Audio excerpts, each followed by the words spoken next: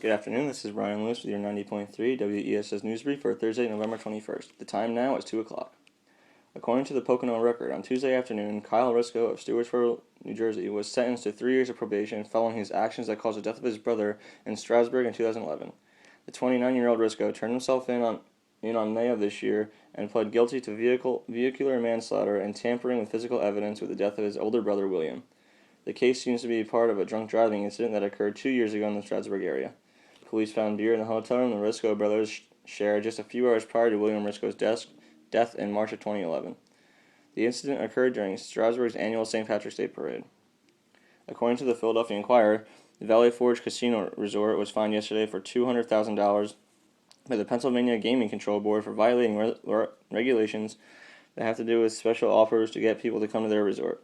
The fine marks the biggest one the board has given out in recent years. The fine was brought about because of a promotional program that offered dining club members for a discount or even for free. The problem is that the law requires visitors to spend at least $10 in the resort to access the casino itself. The board decided that the Valley Forge must pay the entire $2,000 fine within 30 days of instead of making four separate payments, which was the original given option. According to CNN.com, British police in London have arrested a married couple on account of holding 3 women captive for over 30 years.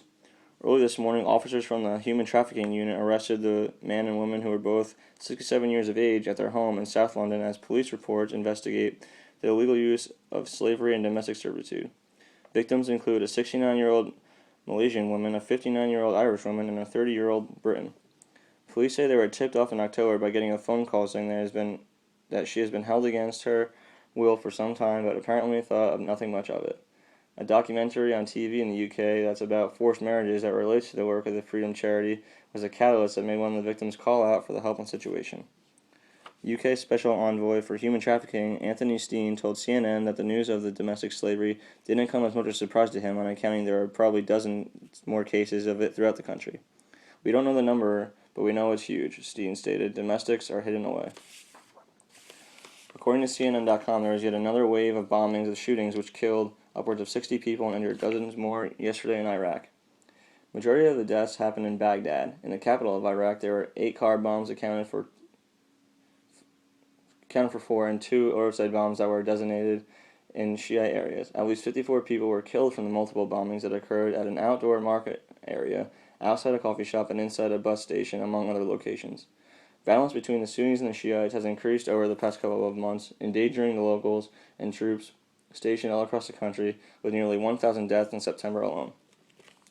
According to ESPN.com, tonight Drew Brees and the surging New Orleans Saints traveled to their division rival in Atlanta to take on Matt Ryan and the struggling Falcons. After last week's win at home against one of the NFC's toughest teams in the San Francisco 49ers, the Saints are looking forward to keep their season in high hopes and beat their division rivals. The Falcons are struggling so far this season, posting a measly 2-8 record, including a loss last week to one of the league's worst teams in the Tampa Bay Buccaneers. Injuries continue to plague the Falcons this year, with star receiver Julio Jones out for the season, making it hard on the Falcons to get anything going in the air. Despite the bad year the Falcons are having, look for both teams to put up a fight and for a win in the NFC South contest. According to the Los Angeles Times, tonight the highly anticipated premiere of The Hunger Games: Catching Fire shows in theaters across country. Jennifer Lawrence, who plays the role of the main character, Katniss Everdeen, joins her Hunger Games family members Josh Hutcherson, who plays her partner for the games, Peeta Mellark, and Woody Harrelson, who plays the controversial character that trains Katniss and Peeta for the games, Haymitch Abernathy. The second movie in the 3-part book series by author Suzanne Collins is easily the most anticipated movie of the 2013 calendar year.